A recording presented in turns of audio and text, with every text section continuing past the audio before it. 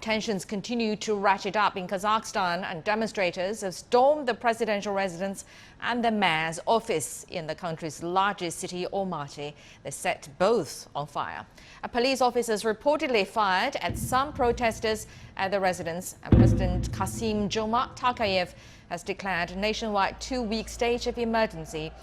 The government has resigned amid the crisis. Widespread protests were initially triggered by the fuel price hikes. President Tokayev has called the unrest a terrorist threat and appealed for international assistance.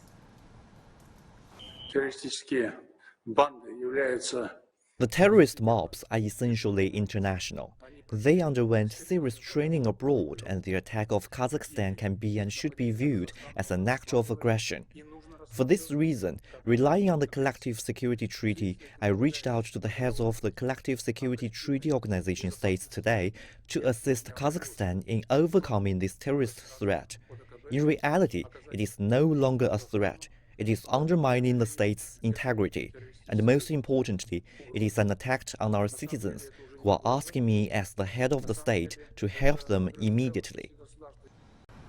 Yes, efforts to regain control of these cities, basically of the government buildings, of the government institutions, is continuing right now in Kazakhstan as the standoff continues.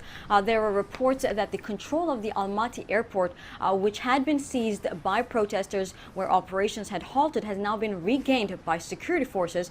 Accordingly, on the early hours on Thursday, the deputy mayor of Almaty announced that an anti-terrorism operation had been launched and that the Almaty airport had been regained, the control had been regained by the government and is now operational. Meanwhile, there have been calls for calm by international community as well. The spokesman for UN Secretary General stated that the international body is following the events very closely. They have called for calm from all parties to exercise restraint, refrain from violence, and to promote dialogue.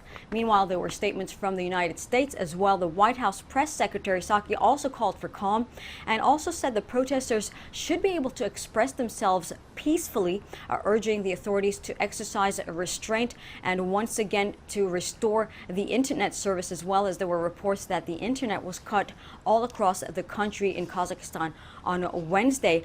In a statement by the United States, they also denied any involvement in the ongoing demonstrations, stating that such accusations that there were any involvements by the United States was, quote, crazy Russian claims and are absolutely false and clearly a part of the standard Russian disinformation playbook. There was also some unconfirmed reports showing that some videos by Russian television showed that some armed people were distributing some arms to protesters on early hours on Thursday. So it seems that potentially the situation could escalate violently on Thursday.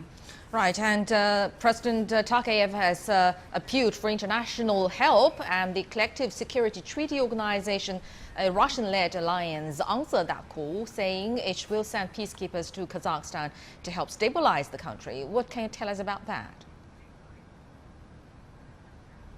Yes, just hours after this call was made by Kazakhstan, there was a response from the organization, from the CSTO. The chairman of the council, Armenian Prime Minister Nikol Pashinyan, announced on Facebook that they were going to send an unspecified number of peacekeepers in accordance with Article 4 of their treaty. Now, the announcement stated, and I quote, "In light of the threats to national security and sovereignty of the Republic of Kazakhstan, including from external interference, the CSTO agreed to send the organization's collective peacekeeping forces to Kazakhstan for a limited period of time with the aim of stabilizing and normalizing the situation." Now, no details have been provided. It's not clear right now where these forces would be coming from and what their mission would be exactly, so that's still very vague at this moment. The CSTO is basically led by Russia. The other member states are Armenia, Belarus, Kazakhstan, Kyrgyzstan, and Tajikistan. Now, in the statement, Pashinyan also stated that the CSTO forces would be sent under the provisions of Article 4.